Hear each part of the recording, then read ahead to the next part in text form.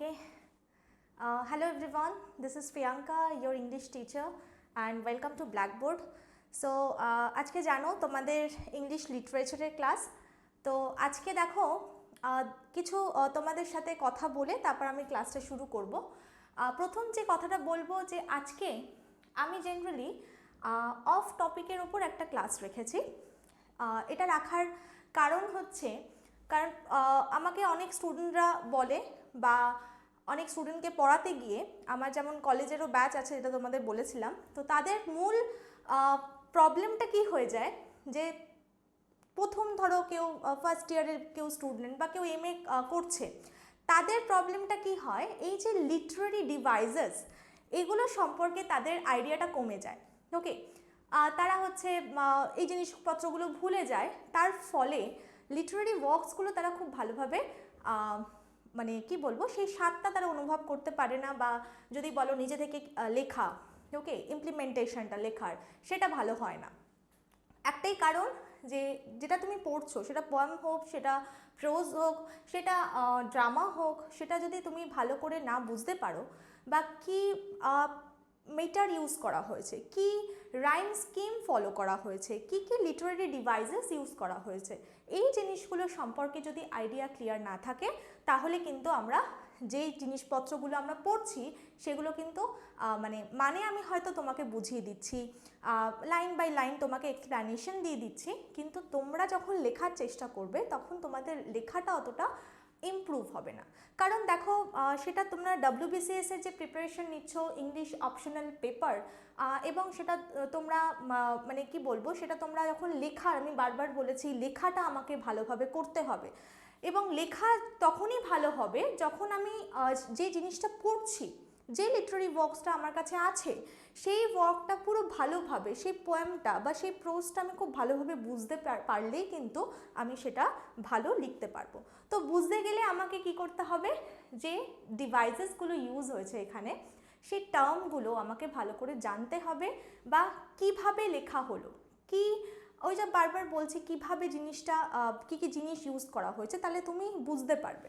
তো তার জন্য আমি ডিসাইড করেছি একটা সপ্তাহে মানে এইভাবে অল্টারনেটিভ ওয়েতে হবে, একটা সপ্তাহ আমি তোমাদের হচ্ছে করাবো এই অফ টপিক বলছি বিকজ যেটা হচ্ছে তোমাদের WBCS এর যে সিলেবাস আছে অবভিয়াসলি অপশনাল পেপার, সেখান থেকে বাইরে তার জন্য অফ টপিক, বাট ইংলিশ লিটারেচারেরই পার্ট যেটা আমি এখানে কমপ্লিট করাবো। অ্যান্ড পরের দিন মানে পরের সপ্তাহে যে ক্লাসটা আবার তোমরা পাবে সেটাতে আবার আমি কোনো পোয়েম বা কোনো প্রোজ বা কোনো তোমাদের ড্রামা সেটা আমি তোমাদের কমপ্লিট করাবো, ঠিক আছে? তো আজকের ক্লাসটা ভীষণ ভীষণ ইনফর্মেটিভ তোমাদের কাছে হতে চলেছে, বিকজ আমি শুধু বলবো না যে শুধুমাত্র WBCS অ্যাসপিরেন্টদের জন্য এটা দরকার, যারা SSC পরীক্ষা দিচ্ছ, যারা আমাকে বলেছিলে যে ম্যাম SSCর জন্য আপনি এটা প্লিজ আমাদের জন্য ব্যবস্থা করে দিন, তাদেরও হেল্পফুল হবে, এবং হচ্ছে যারা কলেজ গোয়িং, যারা গ্র্যাজুয়েশন করছো বা যারা MA অর্থাৎ গ্র্যাজুয়েশন কমপ্লিট করে নিয়েছো, তাদের এই জিনিসপত্রগুলো দেখবে মাথা থেকে ওয়াশ আউট হয়ে যায়, তো তাদের জন্য কিন্তু এটা খুব হেল্পফুল হতে চলেছে। তো বেশি কথা না বাড়িয়ে আজকে ক্লাসটা আমি শুরু করে দিই। মনে আছে তোমাদের প্রথম আমি যে লিটারারি মানে ইংলিশ লিটারেচার ওপর যে ক্লাসটা নিয়েছিলাম সেখানে আমি মিটার, ঠিক আছে, অনেক কিছু ওখানে ডিসকাস করেছিলাম, তো ইয়াম্পিক পেন্টামিটার মানে ডিসকাস হয়নি, তো এর পরের দিন আমি ওই মিটারগুলো আমি যে কটা বাকি রয়েছে সেগুলো আমি তোমাদের আবার কমপ্লিট করে দেবো একটা ভিডিওর মাধ্যমে। ওকে, তো আজকের ইম্পর্টেন্ট টপিকটা কি হতে চলেছে চলো আমরা দেখে নিই। সো লিটারারি ডিভাইসেসের আমরা ঢুকে পড়লাম, এটা আমাদের পার্ট 1 ক্লাস। এইভাবেই তোমরা মানে যখন নোট ডাউন করবে বা যখন তোমরা লিখছো তখন কিন্তু এইভাবেই তোমরা লিখো। পার্ট 1 পার্ট 2 আমি এইভাবেই দেওয়ার চেষ্টা করব যাতে তোমাদেরও সুবিধা হয়। তো আজকের আমাদের খুব ইম্পর্টেন্ট টপিক হচ্ছে ফিগার অফ স্পিচ, ভীষণ ভীষণ ইম্পর্টেন্ট টপিক।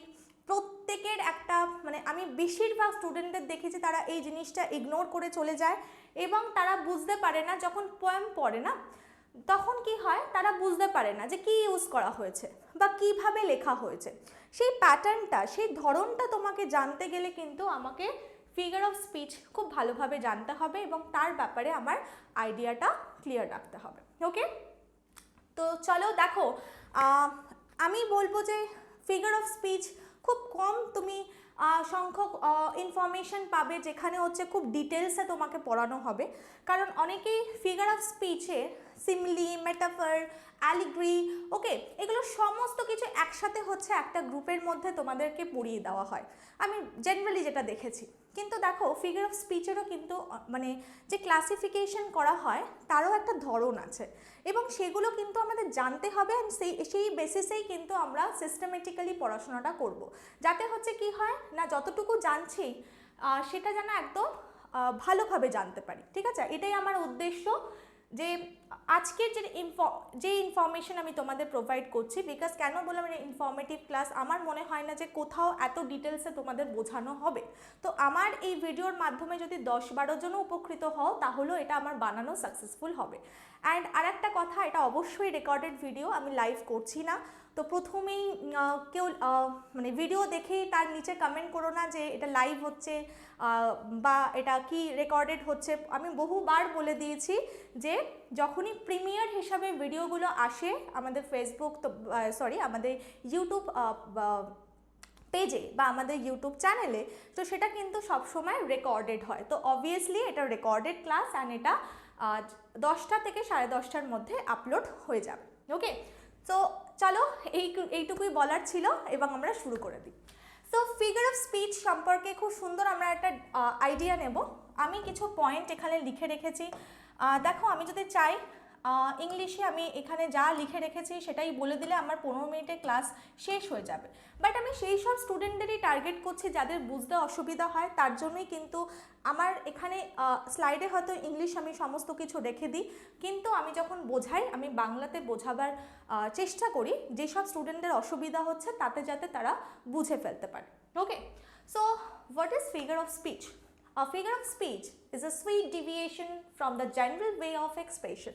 তার মানে কি, প্রথমেই আমরা কি দেখলাম যে আমাদের জেনারেল একটা ওয়ে থাকে এক্সপ্রেশনের, আমাদের থট এক্সপ্রেশনের, অর্থাৎ যখন আমরা স্পিচ দিই বা কথা বলি বা ধরো লিখছি, ঠিক আছে, সেখানে কিন্তু আমরা যে এক্সপ্রেস করি আমাদের কথাগুলো তার একটা জেনারেল ওয়ে থাকে, তো সেখান থেকে বাইরে গিয়ে হচ্ছে যদি একটু অন্যরকমভাবে একটু সুইটনেস বা একটু অন্য কিছু আমি মাত্রা অ্যাড করতে চাই, তাহলে সেটা আমাকে হেল্প করে কে না, সেটা হেল্প করে হচ্ছে ফিগার অফ স্পিচ, ওকে?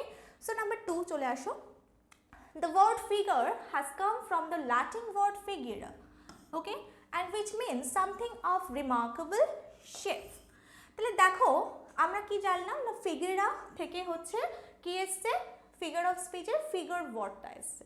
এবার ভালো করে বোঝো রিমার্কেবল শেপ বলতে কি বোঝানো হয়েছে। ফিগার অফ স্পিচের মধ্যে যে যে জিনিসপত্রগুলো আছে তার মধ্যে একটা ছোট্ট এক্সাম্পল আমি বলতে চাইবো। ধরো আমি তোমাকে কমপ্লিমেন্ট দিচ্ছি, ইয়েস আমার স্টুডেন্টকে, যে she is a beautiful girl, তো আমি যখন বলছি she is a beautiful girl, তা এখানে আমার যে এক্সপ্রেশন সেটা কিন্তু একদম জেনারেল, তার জন্য আমি যে তোমাকে বললে তুমি কিন্তু খুব একটা অবাক হবে না, তাই না? তুমি হয়তো এটা যেমনভাবে নাও জেনারেল এক্সপ্রেশন হিসাবেই তুমি নেবে, বাট আমি যদি বলি she is as beautiful as a rose, তাহলে দেখো আমি তোমাকে কম্পেয়ার করলাম একটা রোজের সাথে, একটা গোলাপ ফুলের সাথে। তার মানে কি, আমি যখন তোমাকে প্রেজ করছি বা আমি যখন তোমাকে কমপ্লিমেন্ট দিচ্ছি তখন কিন্তু তোমার অ্যাটেনশন কিন্তু আমি চট করে গ্র্যাব করতে পারবো, যত না মানে জেনারেল ওয়ে অফ এক্সপ্রেশনতে আমি যত না তোমার অ্যাটেনশন গ্র্যাব করতে পারলাম, আমি যখন একটা ছোট্ট, তোমরা সবাই জানো একটা সিমিলি আমি ইউজ করেছি, তো সিমিলি ইউজ করার মাধ্যমে কিন্তু তোমার অ্যাটেনশন কিন্তু আমি গ্র্যাব করে নিলাম। তো ফিগার অফ স্পিচের কাজটা কিন্তু একদম সেম, ওকে? তার মানে কি, আমি একটা রিমার্কেবল শেপ দেওয়ার চেষ্টা করলাম আমার এক্সপ্রেশনকে, okay? Number 3, hence we say Netaji was a great figure of modern history. আমি একটা এক্সাম্পল রেখেছি, এখানে যে আমি কথাটা ইউজ করলাম, কি ইউজ করলাম না, Netaji was a great figure of modern history.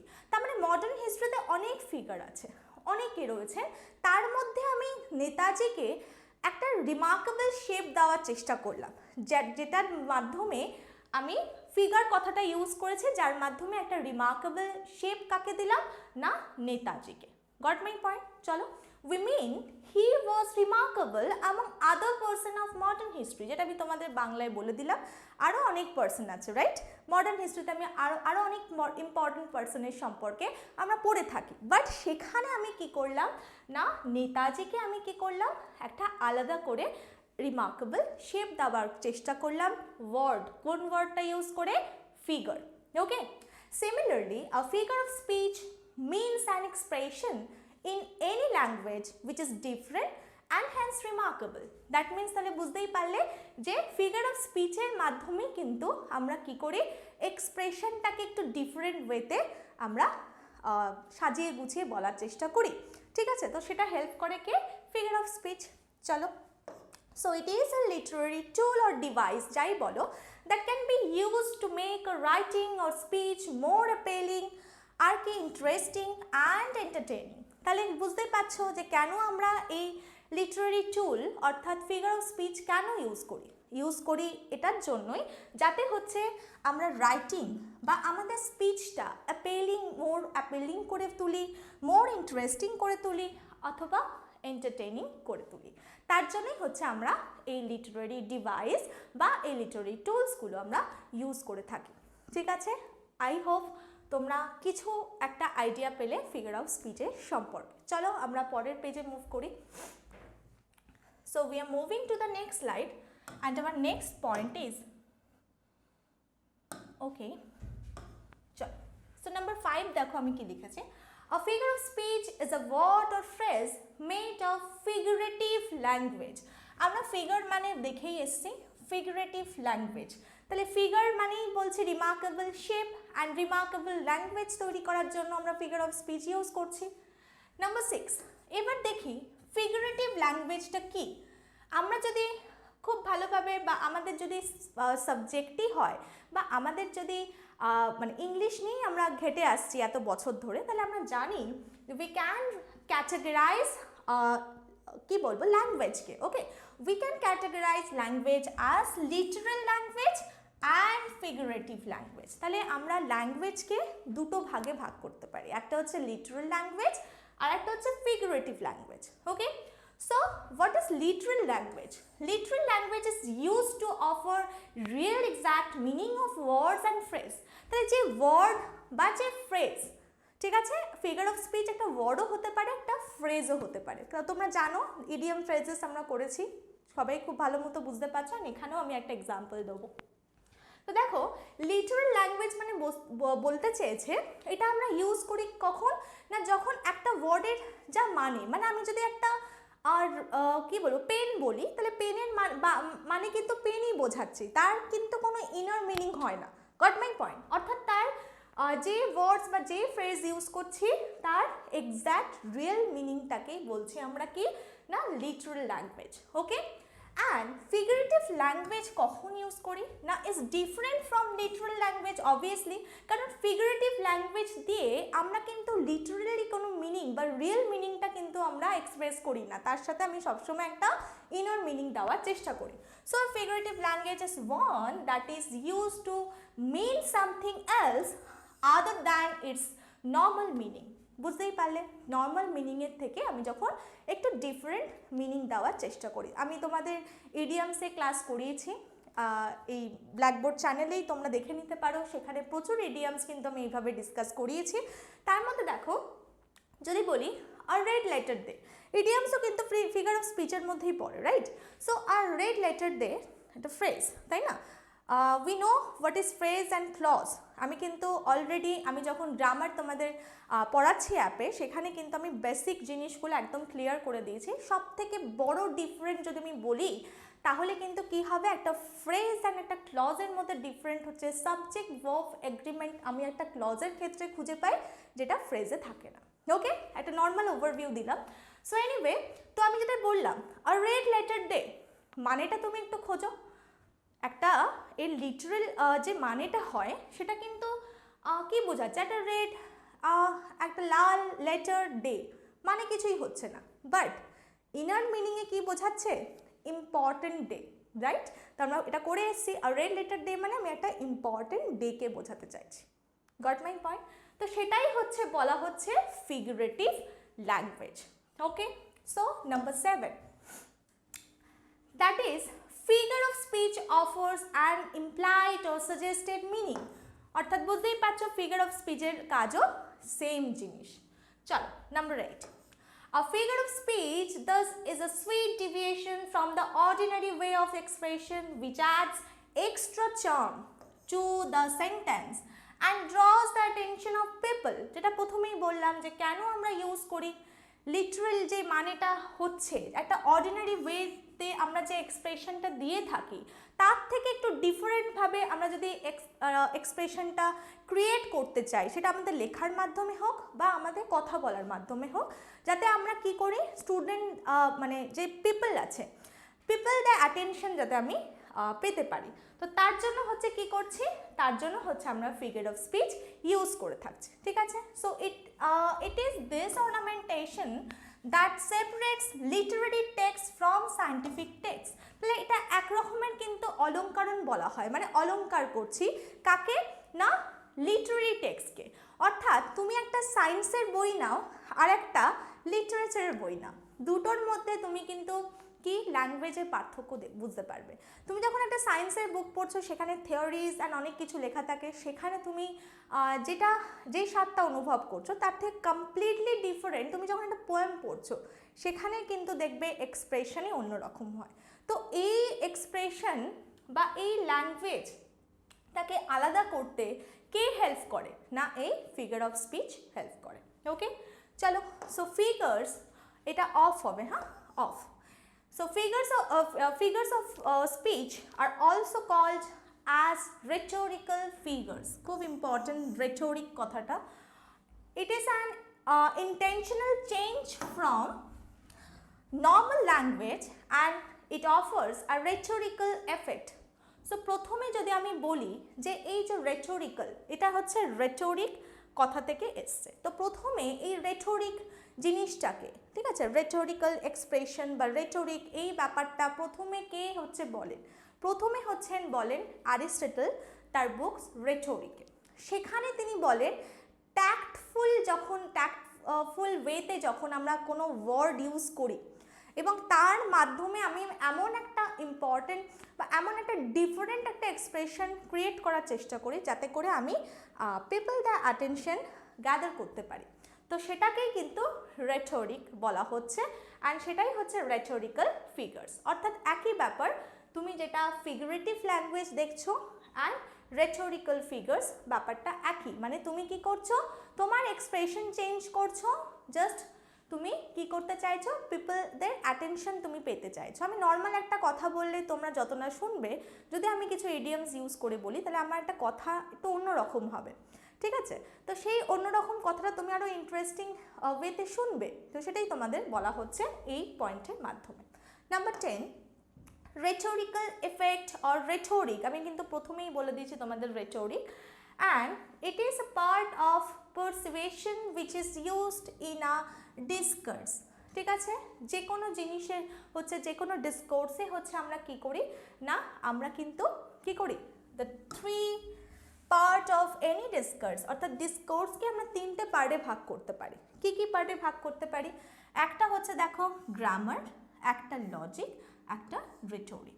যে কোনো তুমি কাজ নিয়ে নাও সেখানে কিন্তু একটা গ্রামার থাকে, একটা গ্রামারের পোর্শন থাকে, একটা লজিক্যালি পার্ট থাকে, একটা অলঙ্কারজনিত পার্ট, যার মাধ্যমে আমি কি করছি না এক্সপ্রেশন গ্যাদার করছি পিপলের, তো সেটা হচ্ছে rhetoric part. Goat my point? 3টে পার্ট কিন্তু যে কোনো ডিসকোর্সে আমরা কি করব দেখতে পাবো।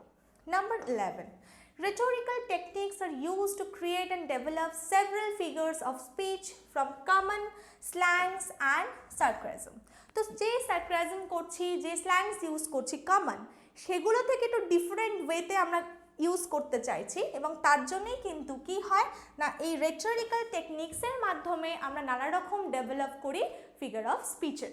ওকে, to more specific forms of figures of speech such as কি স্পেসিফিক নানা রকম যে স্পেসিফিক ফর্মসগুলো আমরা তৈরি করছি ফিগার অফ স্পিচে, তার ছোটোখাটো কিছু এক্সাম্পল তোমাদের জন্য রেখেছি।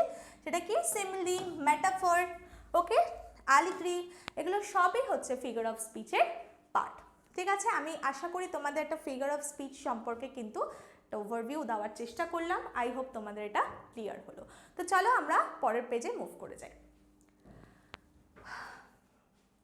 সো এবার তোমাদের যেটা বলছিলাম যে সব ফিগার অফ স্পিচ একসাথে কিন্তু এইভাবে নেওয়া যায় না। প্রত্যেকটা ফিগার অফ স্পিচ যদি আমরা দেখি তাহলে কিন্তু তাদের অনেকভাবে আমরা ক্যাটেগরাইজ করতে পারি। ওকে, সো এখানে আমরা কি বলেছি দেখো, টাইপস কি হয়, the figure of speech can be classified into several categories based on কিসের ওপর, analogy, association, similarity, sound pattern, the gravity of meaning and construction pattern। তাহলে এত কিছুর ওপর ডিপেন্ড করে কিন্তু আমরা কি করি না ফিগার অফ স্পিচকে ক্লাসিফাইড করে থাকি। ওকে, তো সব কিন্তু একসাথে সব একই ফ্যামিলির মেম্বার নয়, অনেক ফ্যামিলি রয়েছে, তো সেগুলোকে একই সাথে কখনো ডিসকাস করা যায় না। ঠিক আছে, তো আমি ভেবেছি তোমাদের এইভাবেই এই ওয়েতে করাবো যাতে তোমাদের আইডিয়াটা ক্লিয়ার থাকে। সবাই কিন্তু একই ফ্যামিলির মেম্বার নয়, তার মধ্যেও ডিভিয়েশন আছে, রাইট? সো দেখো নাম্বার 1 আমরা প্রথমে বেছে নিয়েছি বেসড অন সিমিলারিটি অর রিজেমব্লেন্স। তো রিজেমব্লেন্স বা সিমিলারিটির ওপর ডিপেন্ড করে, ঠিক আছে, সিমিলার। ওকে, সিমিলারিটি মানে তোমরা সবাই জানো আই হোপ। তো সিমিলারিটি ও রিজেমব্লেন্সের ওপর ডিপেন্ড করে আমরা হচ্ছে এই 6টা ভাগে হচ্ছে আমরা ভাগ করতে পারি, বা 6টা ফিগার অফ স্পিচের মেম্বার এই কিসের মধ্যে, এই ক্যাটাগরির মধ্যে পড়ে। তো আমি ভেবেছিলাম আজকে সিমিলারিটির ওপর ডিপেন্ড করে অ্যান্ড সাউন্ড প্যাটার্নের ওপর ডিপেন্ড করে আমি তোমাদের পড়িয়ে দেবো, কিন্তু দেখলাম যে এই 6টাই ডিসকাস করতে আমার 12টা স্লাইড লেগে গেছে। তার মানে বুঝতেই পারছো যে কতটা টাইম লাগছে। তো সব কিছু ভালো করে বোঝার জন্য আমার মনে হয় আস্তে আস্তে এগোনোটাই উচিত, কারণ আমি তো এটা ফর্মালিটি মেনটেন করার জন্য আমি ভিডিওটা বানাইনি, আমি চেয়েছি যাতে তোমাদের হেল্প হয়। তো তার জন্য কিন্তু আমি একটু ভালোভাবে তোমাদের জিনিসগুলো ডিসকাস করে বোঝাতে চেয়েছি। ঠিক আছে, আশা করছি সাউন্ড প্যাটার্ন আমি বুঝতে পারছি। যে অ্যানাফেরা যেগুলো বলছিলাম আগের দিন ক্লাসে, আমি বুঝতে পারলাম যে অনেকের হয়তো সেই টার্মগুলো ভুলে যেতে পারে, তাই না? তো আমি এই জন্যই চেয়েছি যে এই টার্মগুলো তোমাদের খুব ভালোভাবে বুঝিয়ে তারপর যখন আমি পরের দিনে ক্লাসে যখন আরও পড়াবো তখন দেখবে তোমরা খুব সুন্দর রিলেট করতে পারছো, খুঁজে খুঁজে তোমরা কিন্তু নিজেরাই দাগ দিয়ে নিতে পারবে যে কী কী লিটারারি ডিভাইসেস ওর মধ্যে ইউজ করা হয়েছে। ওকে, তো চলো কি কি আছে দেখি এই ক্যাটাগরির মধ্যে। Simile, metaphor, allegory, parable, fable and analogy, এই 6টাই হচ্ছে সিমিলারিটির ওপর ডিপেন্ড করে যে ভাগ করা হয় তার মধ্যে পড়ে। সো চলো প্রথমে আমরা তার মানে অবশ্যই দেখছি সিমিলিকে। খুব সুন্দর একটা জিনিস, বেশিরভাগ সময় আমরা কিন্তু সিমিলি ইউজ করতে দেখে থাকি অ্যান্ড খুব ভালো লাগে সেগুলো আমাদের পড়তে। তো দেখো সিমিলি কি, সো হোয়াট ইজ সিমিলি, চলো সেটা আমরা দেখে নিই। A simile is a figure of speech wherein a comparison is clearly made between two distinctly different things using words such as কি word use করে হচ্ছে আমরা সেই similarity বা comparison করে থাকি, like, as if, এক্সেট্রা। ওকে, তাহলে এই ওয়ার্ডগুলো যখনই আমি দেখব তখনই তার মানে হচ্ছে আমি কি করতে চেয়েছি, এমন একটা কম্প্যারিজন করতে চেয়েছি দুটো ডিফারেন্ট থিংস বা সাবজেক্টসের মধ্যে, তখন আছে আমরা তাকে সিমিলি বলবো। দেখো দো different two things compared must have some similar characteristics between them. তার মানে সিমিলি ইউজ করার আমি 3টে পয়েন্ট, ইম্পর্টেন্ট পয়েন্ট পেলাম। কি কি ইম্পর্টেন্ট পয়েন্ট? নাম্বার 1, দুটো ডিফারেন্ট সাবজেক্টস হতে হবে বা থিংস হতে হবে। নাম্বার 2 কি পেলাম না, আমার এই ওয়ার্ডগুলো ইউজ করা থাকবে, কি লাইক, as if, এক্সেট্রা, এগুলো ইউজ করা থাকবে, এগুলো দিয়ে কি করা থাকবে, কম্প্যারিজন করা থাকবে। আর নাম্বার 3 কি পেলাম? নাম্বার 3 পেলাম হচ্ছে যে এই যে দুটো জিনিসের মধ্যে বা দুটো ডিফারেন্ট থিংসের মধ্যে যে আমি কম্পেয়ার করছি তাদের মধ্যে কিছু সিমিলার ক্যারেক্টারিস্টিক্স থাকতে হবে, কিছু সিমিলার বৈশিষ্ট্য থাকতে হবে, তবেই কিন্তু আমি সিমিলি দিয়ে তাদের কম্প্যারিজন করতে পারবো। ঠিক আছে, আশা করছি তোমরা বুঝতে পেরেছো। যদি না বুঝতে পারো পরের এক্সাম্পল অ্যান্ড তার ডেসক্রিপশন তোমাদের কাছে ক্লিয়ার হয়ে যাবে। সো দেখো এক্সাম্পল কি বলেছে, he is as poisonous as a snake. তার মানে পয়জনাস অ্যাজ এ স্নেক, তার মানে দেখো হি হচ্ছে একটা subject and obviously person, and snake হচ্ছে আমরা জানি রেপটাইলস। তো পার্সন অ্যান্ড রেপটাইলসের দেখো সিমিলারিটি খুঁজে পাওয়ার চেষ্টা করেছি তাদের মধ্যে কম্প্যারিজন করে, কিন্তু এদের মধ্যে সিমিলার কি ক্যারেক্টারিস্টিক্স খুঁজে পেয়েছে না পয়জনাস। তাহলে দেখো in this example he is compared with a snake. Now the snake and he are two different things but are alike in possessing the same quality, that is malevolent attitude. Malevolent attitude means নৃশংস বা হিংসাত্মক attitude. তো দুজনের মধ্যে হিংসাত্মক attitude থাকে। Snake হচ্ছে বারবার কি করে, কামড়ে দেয়, তাই না, যে কোনো রিজন ছাড়াই। এটা হয়তো তার প্রতিরক্ষার জন্য, তার আত্মরক্ষার জন্য, বাট তাও দুটোর মধ্যে আমি কম্পেয়ার করতে পেরেছি। তাদের মধ্যে কি না সিমিলার ক্যারেক্টারিস্টিক্স আছে, কি না দুজনেই হচ্ছে কি না দুজনের মধ্যেই হচ্ছে ম্যালিভলেন্ট অ্যাটিটিউড রয়েছে। ওকে, চলো আশা করি এবার তোমাদের ক্লিয়ার হলো এক্সাম্পলের মাধ্যমে। But a comparison between two essentially similar subjects cannot be termed as simile. যেটা তোমাদের প্রথমেই বললাম যে তিনটে ইম্পর্টেন্ট পয়েন্ট আমাদের মনে রাখতে হবে। তো সেটাই বলেছে আমি কম্পেয়ার করলাম, কিন্তু দুটো সেম থিংসের মধ্যে বা দুটো সেম সাবজেক্টসের মধ্যে আমি কম্পেয়ার করে দিলাম। কীরকম, যেমন দেখো example, if we say Rama is as beautiful as her mother. তার মানে দেখো আমি রমাকে কম্পেয়ার করছি তার মায়ের সাথে, তার মানে দুটো সিমিলার কি হয়ে গেল, দুটো সিমিলার সাবজেক্ট হয়ে গেল। তাহলে এই কম্প্যারিজনকে কিন্তু আমরা সিমিলি বলতে পারি না, কারণ সিমিলি প্রথম আমরা ইম্পর্টেন্ট পয়েন্ট পড়েছি সিমিলি ইউজ করার, যে আমাকে কিন্তু দুটো ডিফারেন্ট সাবজেক্টস নিতে হবে যার মধ্যে আমি কি করতে চাইছি, কম্পেয়ার করতে চাইছি। Okay, so we are making a comparison between two similar subject, যেটা তোমাদের বললাম। Hence, we cannot term this example as simile.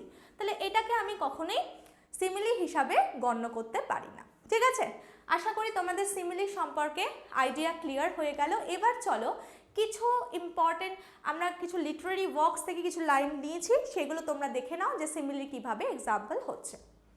So we are moving to the next slide and example of simile দেখো আমি রেখেছি, চলো একটু দেখে নিই। আমি তার পাশে সোর্সগুলো রেখে দিয়েছি যাতে তোমরা কি করতে পারো, যাতে তোমরা নিজেরাও একটু রিলেট করতে পারো কোথা থেকে নেওয়া হয়েছে। আমি এই যে দেখো পাশে তোমাদের জন্য সোর্সও রেখে দিয়েছি। সো নাম্বার 1 দেখো, হার হেয়ার দ্যাট লে অ্যালং হার ব্যাক ওয়াজ ইয়েলো লাইক রাইপ কর্ন। অর্থাৎ তার হেয়ারকে কিসের সাথে তুলনা করা হয়েছে, ইয়েলো রাইপ কর্নের সাথে তুলনা করা হয়েছে। বুঝতে পারলে কিভাবে হচ্ছে দুটো ডিফারেন্ট সাবজেক্টসের মধ্যে কম্প্যারিজন করছি। ওকে, তারপর নাম্বার 2 দেখো, sunbeam proof I hang like a roof.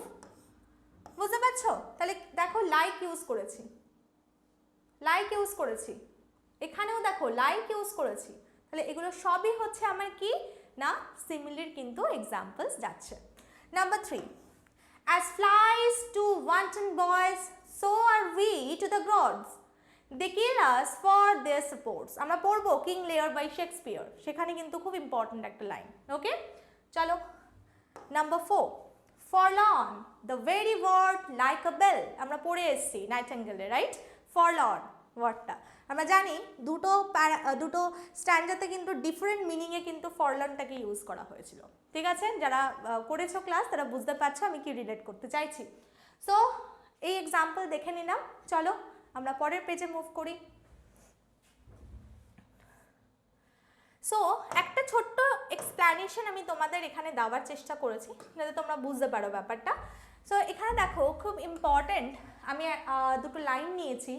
My mistress' eyes are nothing like the sun. Coral is far more red than her lips red. Sonnet number 130. তাই তো, খুব ইম্পর্টেন্ট, তাই তো, উইলিয়াম শেক্সপিয়ারের। আমরা জানি শেক্সপিয়ার কিন্তু টোটাল কটা সনেট লিখেছেন, 154, রাইট? তো তার মধ্যে কিন্তু 130 সনেটের কথা আমি বলছি অ্যান্ড ভীষণ ইম্পর্টেন্ট। জেনারেলি আমরা জানি 127 to 152, রাইট? আমি যখন এরপরে সনেটের হিস্ট্রি বা সনেটস নিয়ে আমি তোমাদের আলাদাভাবে আলোচনা করব, তো যখন সনেটে এলাম তাহলে এই জিনিসটা একটু বলতেই হয় যে 127 টু 152 আলোচনা করা হয়েছে ডার্ক লেডিকে নিয়ে, উই নো দ্যাট, অ্যান্ড সেখান থেকেই কিন্তু ইম্পর্টেন্ট দুটো লাইন নেওয়া। সনেটস তো আমরা জানি সনেট কি হয়, টোটাল 14 লাইন্সের হয়, তাই তো 14 লাইন্স। ওকে, অ্যান্ড আমরা জানি অনেক সনেট পাওয়া যায়, মানে অনেক ক্যাটাগরি আছে সনেটের, তার মধ্যে ইম্পর্টেন্ট হচ্ছে কি না নাম্বার 1 যেটাকে ইটালিয়ান সনেট আমরা বলে থাকি, আর নাম্বার 2 হচ্ছে কি না যেটা হচ্ছে আমরা শেক্সপিয়ার সনেট হিসাবে চিনি বা ইংলিশ সনেটটাকে বলা হয়, রাইট। তো সনেটস আমরা জানি যে শেক্সপিয়ারের সনেট জেনারেলি হচ্ছে 14 লাইন্সের হয়ে থাকে। তিনি কমপ্লিটলি ডিফারেন্ট ওয়েতে কিন্তু তিনি কি করেছেন সনেট লেখার চেষ্টা করেন। তিনি ইটালিয়ান সনেটকে কিন্তু তিনি কি করেননি, বা যেটাকে পেট্রার্কান সনেটও বলা হয়, সেটাকে তিনি কিন্তু কি করেননি, ফলো করেননি, একদম কমপ্লিটলি ডিফারেন্ট ওয়েতে তিনি লেখার চেষ্টা করেছেন। আর এই ডিফারেন্ট যাতে তার লেখাটা একটু ডিফারেন্ট হয় তার জন্য কিন্তু তিনি প্যাটার্ন পর্যন্ত চেঞ্জ করে দিয়েছেন, ঠিক আছে।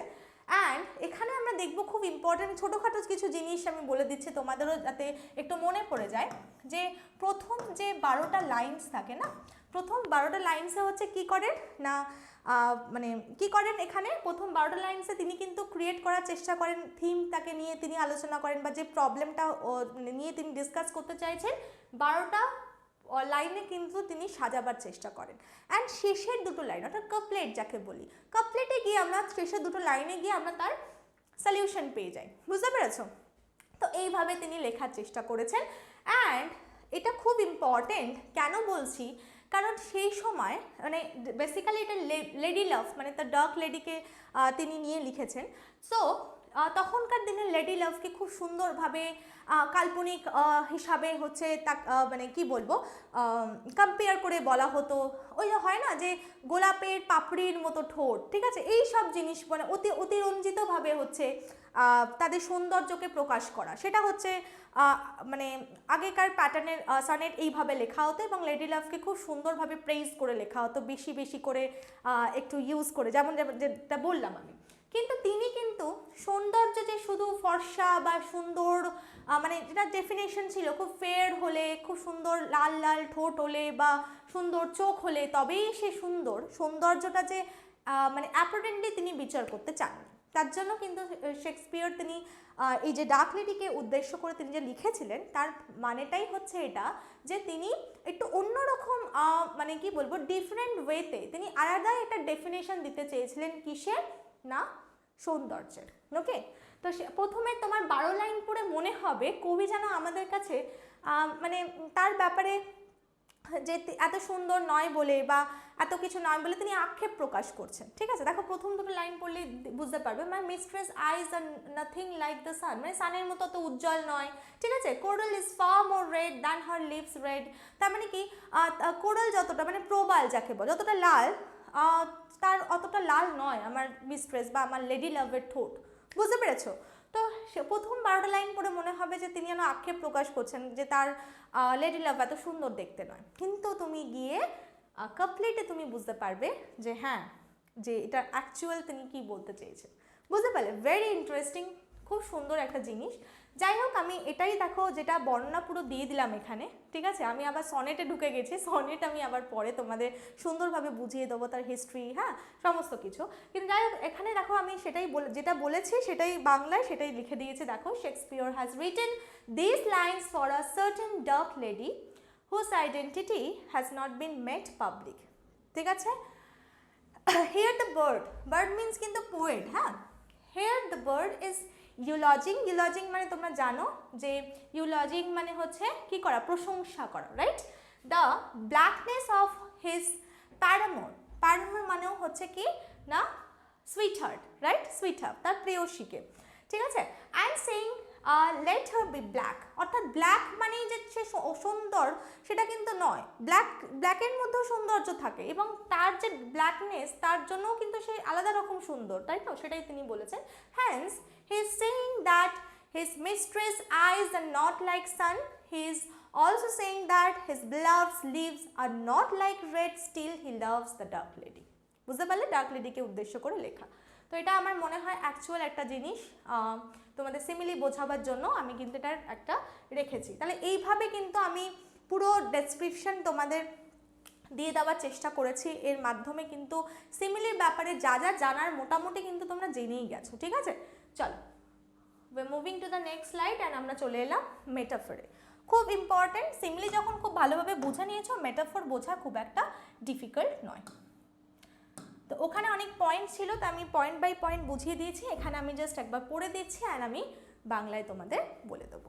ওকে, so the word metaphor has come from two Greek words, দুটো গ্রিক ওয়ার্ড থেকে এসেছে। কি কি? মেটা which means beyond and ফেরেন which means carry, ঠিক আছে, মানে বাইরে কিছু ক্যারি করছে, বাইরের কিছু মানে কি অন্যরকম মিনিং ক্যারি করছে, বুঝতে পারছো, বিয়ন্ড ক্যারি। তারপর দেখো, hence the word metaphor means carrying the meaning beyond, বুঝতে পারছো, মিনিংটাকে অন্য লেভেলে গিয়ে হচ্ছে মিনিং আমরা পাচ্ছি। So metaphor contains implied comparison. In metaphor, direct comparison is made without the use of like, as or as if. তার মানে আমরা সিমিলিতে কি দেখেছিলাম? সিমিলিতে দেখেছিলাম এই ওয়ার্ডগুলো দিয়ে একটা কম্প্যারিজন করা হচ্ছে, she is as beautiful as a rose, কিন্তু আমি মেটাফরে কিভাবে কম্পেয়ার করব? she is a rose, একদম ডিরেক্টলি আমি বলে ফেললাম, বুঝতে পেরেছো? অর্থাৎ আমি কি করছি? একদম ডাইরেক্ট কম্প্যারিজন করছি, বোঝা গেল? এবার তোকে এক্সাম্পল রেখেছি, দেখো, all the world is a stage. এখানে কিন্তু লাইক কথাটা ইউজ করা হয়নি, লাইক আ স্টেজ বলেনি, এখানে লাইক হয়ে গেলে তাহলে সেটা সিমিলি হয়ে যেত, বাট এখানে কি বলা হয়েছে? All the world is a stage, directly একদম আমরা কি দেখছি? কম্প্যারিজন খুঁজে পাচ্ছি। তারপরটা দেখো, লাইফ ইজ আ টেল, তাহলে লাইফকেই টেল বলা হচ্ছে, বুঝতে পারলে? Here in the above mentioned examples we see that two things are directly compared without the use of like, as or as if. In these examples there are two elements. এটা আমি তাও একটু extra information তোমাদের দেওয়ার চেষ্টা করেছি যে দুটো এলিমেন্টস এ ভাগ করা যায়, and these two elements are known as tenor and vehicle, ঠিক আছে, দুটো নাম দেওয়া হয়েছে, প্রথমেরটাকে দেওয়া হয় tenor and পরেরটাকে বলা হয় কি? vehicle। Okay, always the first element, সবসময় প্রথমের এলিমেন্ট, মানে এখানে ফার্স্ট এলিমেন্ট কি? ওয়ার্ল্ড, ওয়ার্ল্ডটাকে আমরা কি বলবো? tenor, ঠিক আছে, is known as tenor, and the second element কি? স্টেজ, তো সেটাকে আমরা কি বলবো? ইজ নোন অ্যাজ vehicle, ঠিক আছে। সো এটা হচ্ছে আইএর রিচার্ডস প্রথম প্রপাউন্ডেড করেন কি না, this two terms for easy understanding, যাতে আমরা খুব ইজিলি বুঝতে পারি, তার জন্য হচ্ছে তিনি এই দুটো নামকরণ করে দিয়েছিলেন, যাতে ফার্স্টেরটাকে আমরা কি বলছি? ফার্স্ট এলিমেন্টটাকে বলছি tenor, and সেকেন্ড এলিমেন্টটাকে বলছি vehicle। ওকে, চলো, এটা ক্লিয়ার হলো? আই হোপ মেটাফর বোঝার কিচ্ছু নেই, ডিরেক্টলি আমরা কম্প্যারিজন করছি, ঠিক আছে। চলো কিছু এক্সাম্পল আমরা দেখে নিই। চলো, কিছু এক্সাম্পল আমি রেখেছি, যেমন আমরা লিটারারি ওয়ার্কস থেকে রাখার চেষ্টা করি, এখানে তাই রাখা হয়েছে। দেখো, বিউটি ইজ টেরর, একদম ডিরেক্টলি বলা হয়েছে, বিউটি ইজ লাইক টেরর বলা হয়নি, কিন্তু বিউটি ইজ টেরর, একদম ডিরেক্টলি, ঠিক আছে। আমি পাশে প্রত্যেকটা সোর্স লিখে দিয়েছি, তোমরা চাইলে এটা নোট ডাউন করে নিতে পারবে। The Lord is my rock and fortress, life is but an empty dream, প্রত্যেকটাকে দেখো ডিরেক্টলি কম্পেয়ার করা হচ্ছে, life, empty dream, the Lord, rock and fortress, beauty, terror, বুঝতে পেরেছো? তাহলে বুঝতে পারছো মেটাফর অ্যান্ড সিমিলির মধ্যে কি পার্থক্য, ঠিক আছে। চলো পরের পেজে যাই। এবার হচ্ছে দেখো, মেটাফর আমি এত ইজিলি যে তোমাদের বুঝিয়ে দিলাম, মেটাফরের ইউজেসের ওপর কিন্তু মেটাফরের ইউজেসের ওপর অনেক সময় কি হয় যে প্রত্যেকটা বললাম, যেমন হচ্ছে রুলস ব্রেক করা, প্রত্যেকটা এক একটা পোয়েট খুব ভালোবাসেন রুলস ব্রেক করতে, তারা তাদের লেখা একটু অন্যরকম এক্সপেরিমেন্ট করতে গিয়ে তারা কিন্তু এই জিনিসপত্রগুলো করে আসেন। যেমন আমরা শেক্সপিয়ার, যখন আমি সনেটের কথা বললাম, তার কিন্তু দেখো একটা আলাদা সনেট তৈরি হয়ে গেছে, বুঝতে পারলে, লেখার প্যাটার্নের ওপর। তো সিমিলারলি পোয়েটসরাও কী করে যে মেটাফরের ইউজেস কিভাবে ইউজ করব, যেমন সিমিলি ইউজ করতে গেলে যে তিনটে পয়েন্ট বললাম, মেটাফোরের ইউজেসও কিন্তু অনেক কিছু ধরন আছে, সেগুলো সেই ধরনের বাইরে গিয়ে যদি পোয়েটরা লেখার চেষ্টা করে তখন এক একটা মেটাফোরকে এক একটা নাম দিয়ে দেওয়া হয়েছে। তার মধ্যে দেখো মিক্সড মেটাফোর, এক্সটেন্ডেড মেটাফোর, তো এত কিছু হচ্ছে আমি ডিসকাস করব না, আমি দুটো জাস্ট এক্সাম্পল রেখেছি, সেটার মাধ্যমে তোমরা বুঝে নিতে পারবে। দেখো যেমন একটা রেখেছি ডেট মেটাফোর, আরও অনেক আছে, যেমন তোমাদের বললাম অনেক অনেক মেটাফোরের ডিভিয়েশন আছে, বাট আমরা দুটো জাস্ট ডিসকাস করছি যাতে তোমাদের আইডিয়াটা একটু ক্লিয়ার করে দিতে পারি। ডেট মেটাফোর কি?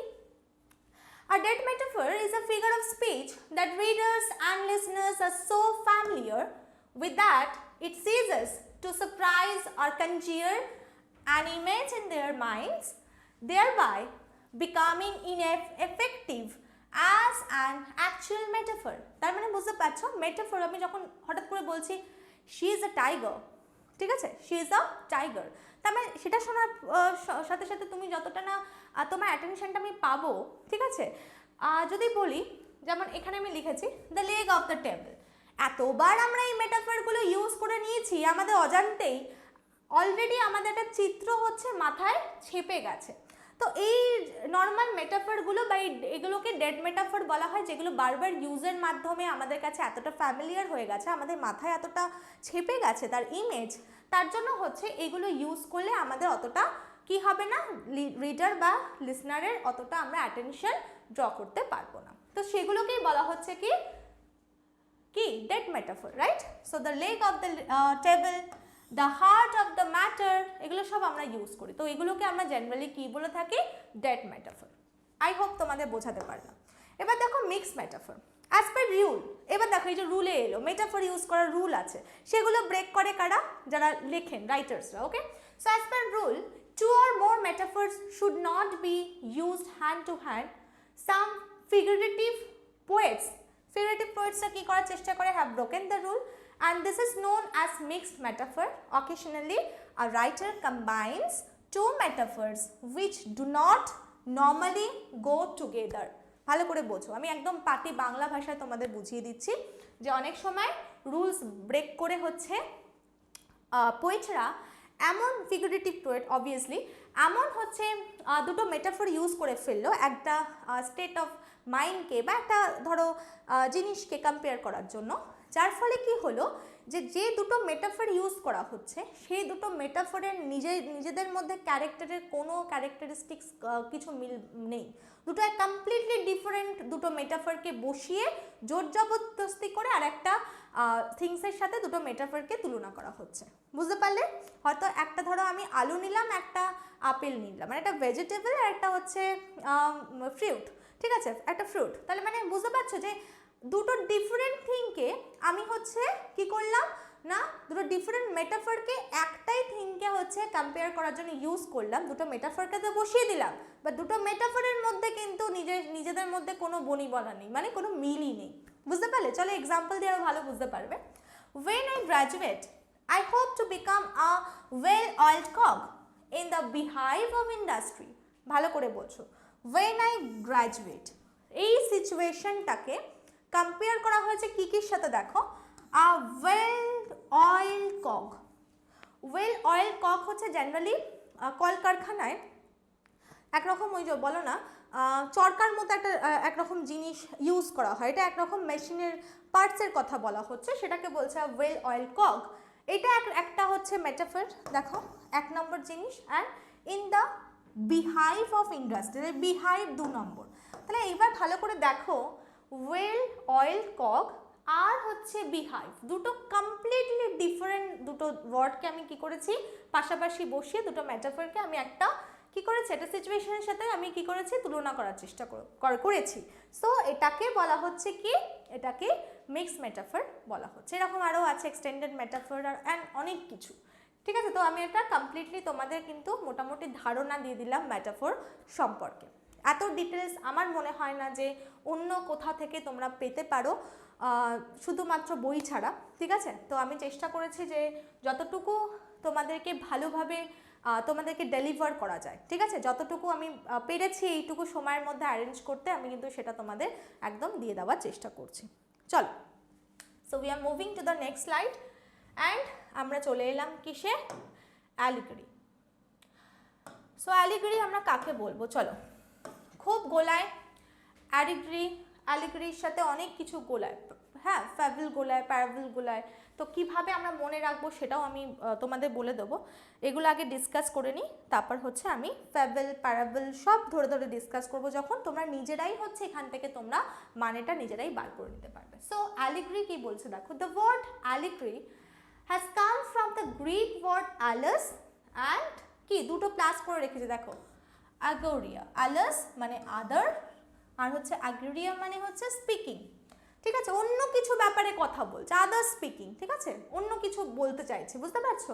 মেবি আ স্টোরি, পোয়েম আর পিকচার। তাহলে একটা স্টোরির মাধ্যমে, একটা পোয়েমের মাধ্যমে তুমি যে একটা গল্প তো ধরো একটা শুনছো, কিন্তু তার ভেতরে কিন্তু তোমাকে অন্যরকম একটা থিম তোমাকে ডেলিভার করার চেষ্টা করা হচ্ছে, অন্য কিছু বলতে চাইছে, সেটাকে আমরা অ্যালিগরি বলে থাকি।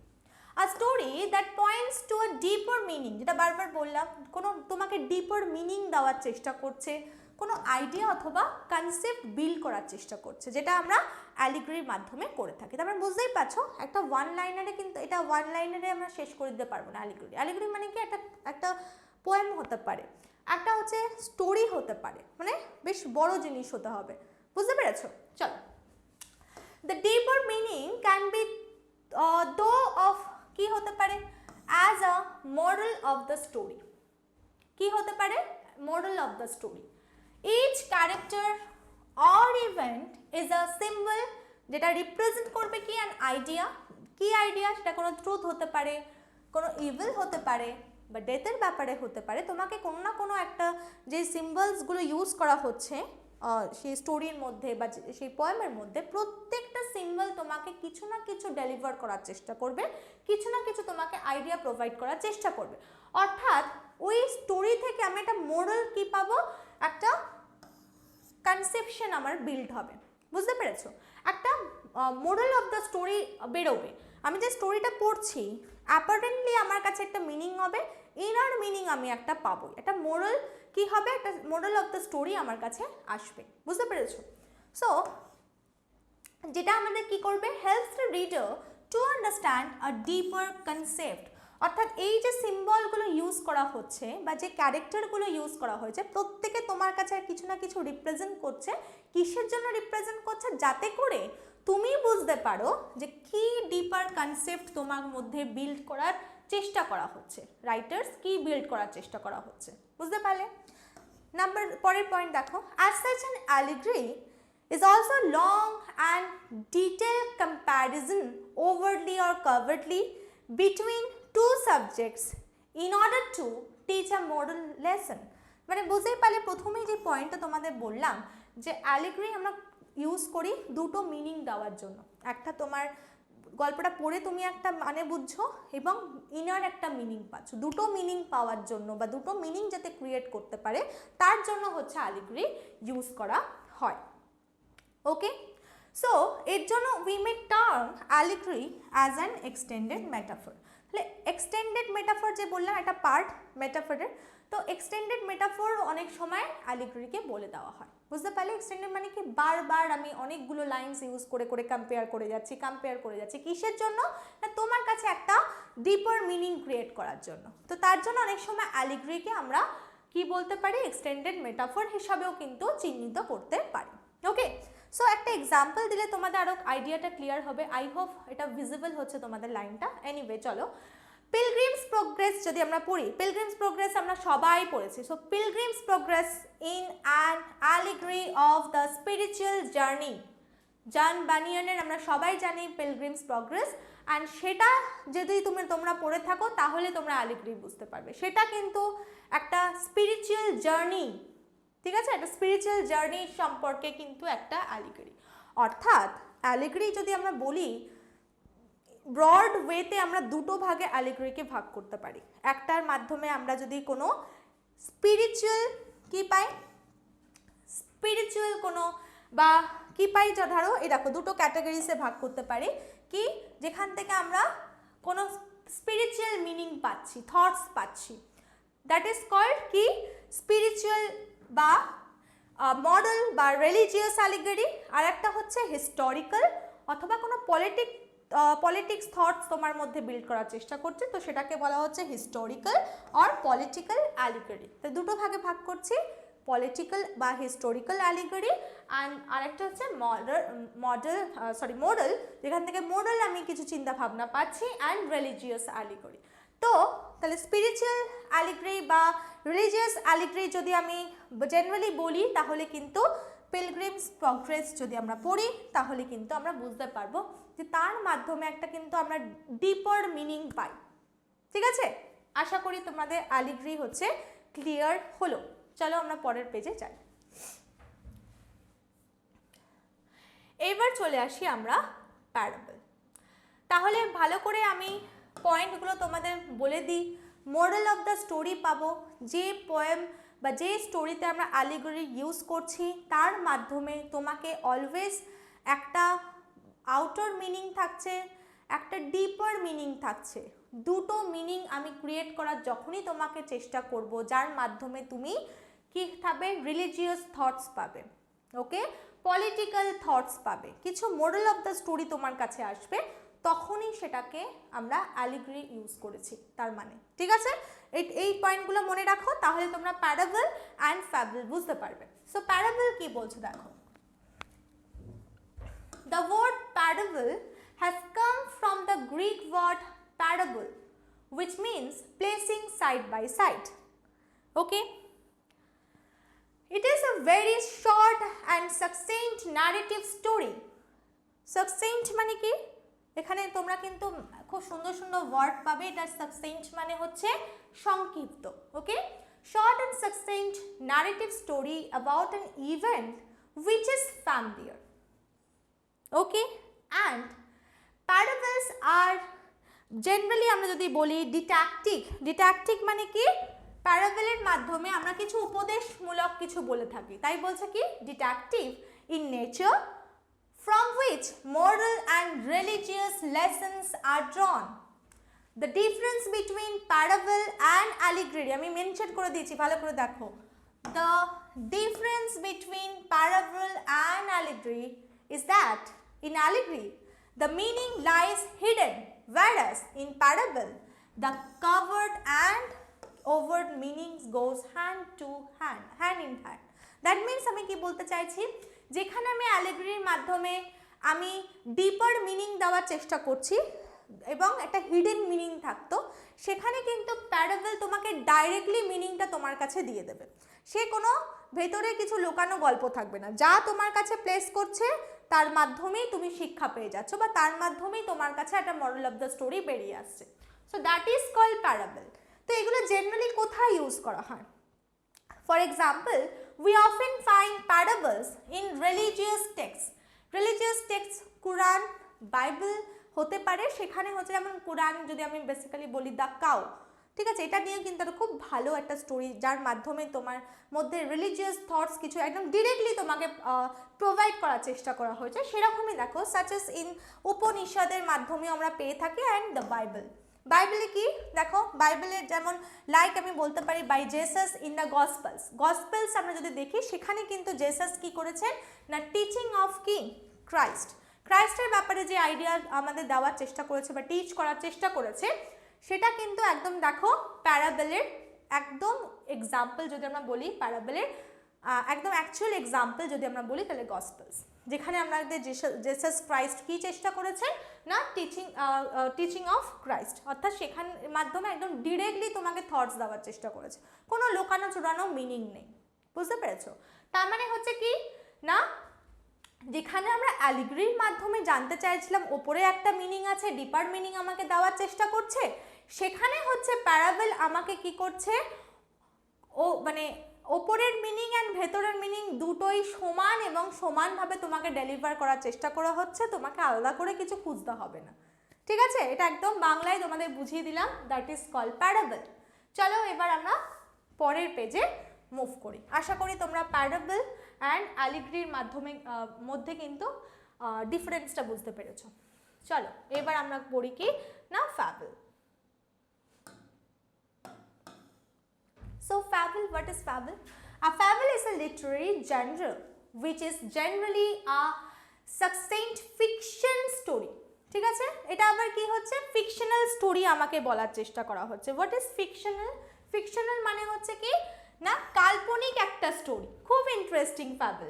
হ্যাঁ, fictional story either in pros or verse, সেটা প্রোজও হতে পারে বা কোনো পোয়েমও হতে পারে, which features animals, mythical হচ্ছে creatures, plants and inanimate objects of nature which are given human qualities and they in turn speak the human language in the story.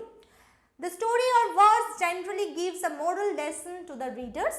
A fable differs from a parable in the sense that the latter excludes animals, plant, inanimate objects from the story. ঠিক আছে, তো ম্যাথিক্যাল যে creatures রয়েছে, ম্যাথিক্যাল creatures, animals, ঠিক আছে, plants, এগুলো হচ্ছে আমরা ফ্যাবলের মধ্যে খুঁজে পাই এবং সেটা কাল্পনিক একটা স্টোরিও হতে পারে বা কাল্পনিক একটা ওয়ার্ডসও হতে পারে। বুঝতে পেরেছো? খুব ইন্টারেস্টিং। তাহলে ফ্যাবল কি? ফ্যাবলের মধ্যে আমরা এই কি দেখতে পাবো না ম্যাথিক্যাল ক্রিয়েচার্স দেখতে পাবো, আর দেখতে পাবো অ্যানিমালস দেখতে পাবো, প্ল্যান্টস দেখতে পাবো, যারা হচ্ছে কি মানুষের মতো, যাদেরকে বৈশিষ্ট্য দেওয়া হয়েছে কীরকম না তারা মানুষের মতো দেখবে কথা বলছে স্টোরির মধ্যে বা পোয়েমটার মধ্যে, মানুষের মতো বেশ কথা বলছে, মানুষের মতো একটা ক্যারেক্টার তাকে দেওয়া হয়েছে। এটাই হচ্ছে ফ্যাবল অ্যান্ড প্যারাবলের মধ্যে difference. Goat my point? So ফ্যাবলস are found in almost all folk literature of the world. বুঝতেই পারছো খুব interesting.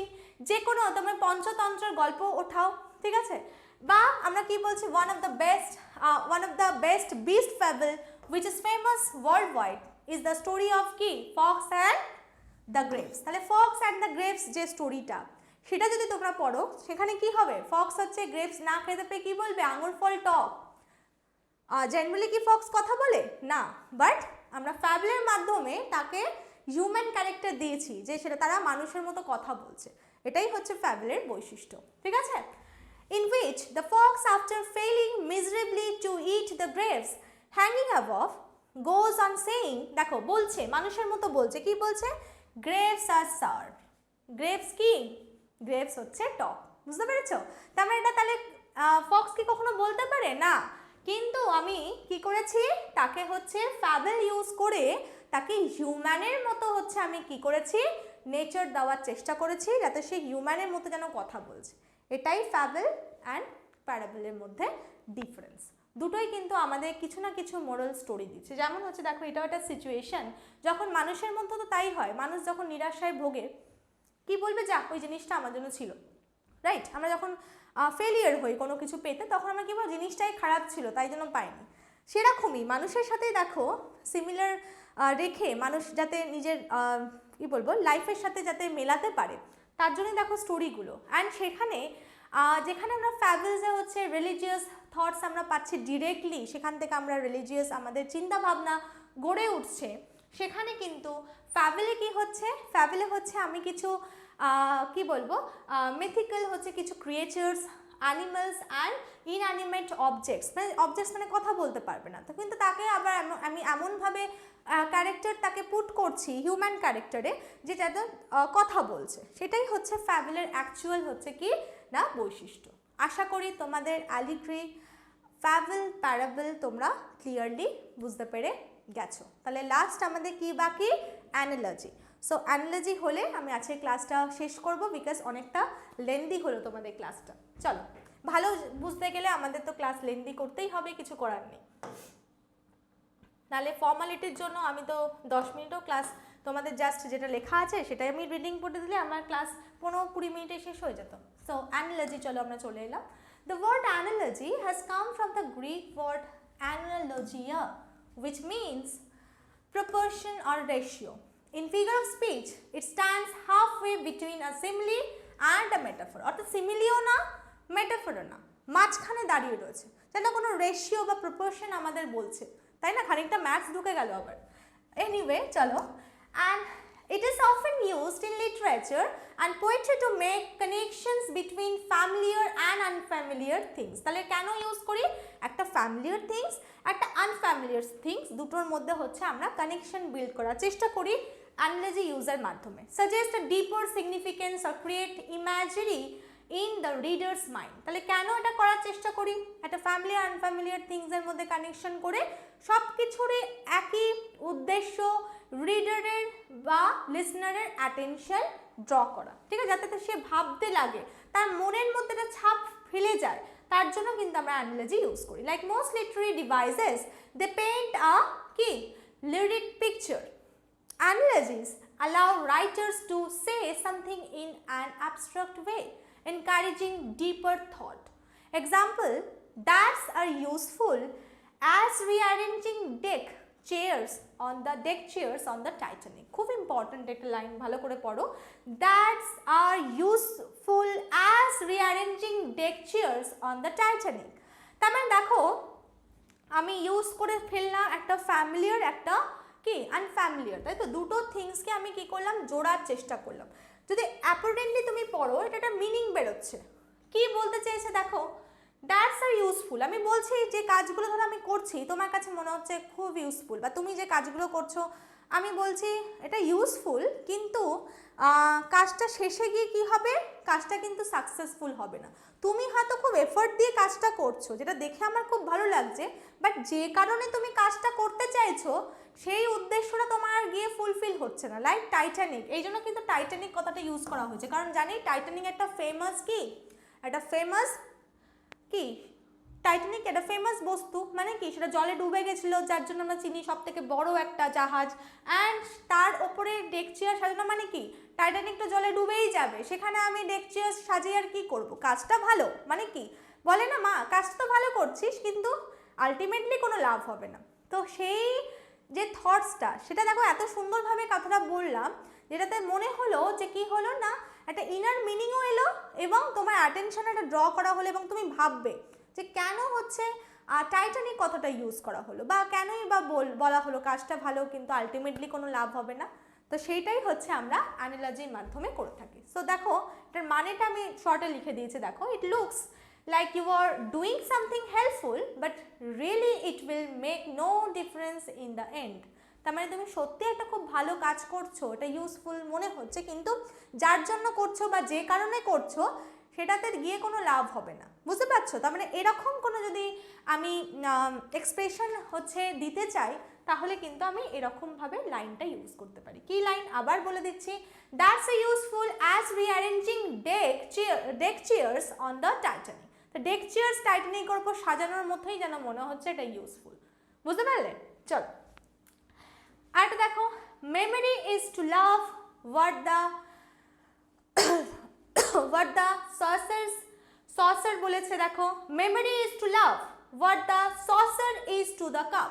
Saucer cup, memory love, বুঝতে পারছো দুটোর মধ্যে কি করছে, কানেকশন বিল্ড করার চেষ্টা করছে, আর কি একটা বলার চেষ্টা করছে, দেখো আমাদের ভাবাচ্ছে। কি বললো, memory is to love what, কি memory is to love what, কি সেটা বলছে দেখো পরে, the saucer is to the cup. মানে মেমোরি যেমন হচ্ছে লাভের কাছে, সেরকমই সসার কাপের কাছে, বুঝতে পারলে? মানেটা এরকম দাঁড়াচ্ছে, এটার মানেটাও আমি ডিটেলসে দিয়ে দিয়েছি, দেখো। This analogy compares the relationship between a cup and a saucer to that of love of memory. Memory holds on কিসের ওপর, to love, memory কিসের ওপর হোল্ড করে থাকে, hold on to love। সেরকমই কেমন, যেমন হচ্ছে সসারের ওপর কাপ হোল্ড করে থাকে, তাই না? সসার কি হোল্ড করে, কাপটাকে, সেরকমই কি করে মেমোরি হোল্ড করে রাখে লাভ, বুঝতে পেরেছো? এটাই বোঝাতে চেয়েছে এই লাইনের মাধ্যমে, memory is to love what the saucer is to the cup. আশা করি অ্যানালজি তোমাদের ক্লিয়ার হলো। এই আমি শুধুমাত্র হচ্ছে সিমিলারিটির ওপর ডিপেন্ড করে যে ভাগগুলো হয় সেগুলো আমি তোমাদের সাথে ডিসকাস করলাম। এরপরে আর কি কি মানে আমরা কি কি দেখে থাকি, ঠিক আছে, কি কি বেসিসে আর ভাগ করা হয়ে থাকে ফিগার অফ স্পিচকে, যেমন হচ্ছে সাউন্ডের ওপর ডিপেন্ড করে ভাগ করা থাকে, আর অনেক কিছু যেগুলো আমরা দেখলাম। তো সেগুলো হচ্ছে আমরা পরপর এইভাবে ক্লাসে আমি ডিসকাস করে দেওয়ার চেষ্টা করব। আশা করি তোমাদের ক্লাসটা ভালো লাগলো। তোমরা আমাকে কমেন্ট করে জানিও, আর যদি কোথাও বুঝতে অসুবিধা হয় আমাকে অবশ্যই বলো। অ্যান্ড বেশি লেন্দি করলাম না ক্লাসটা। That's all for today, and thank you. Have a good day.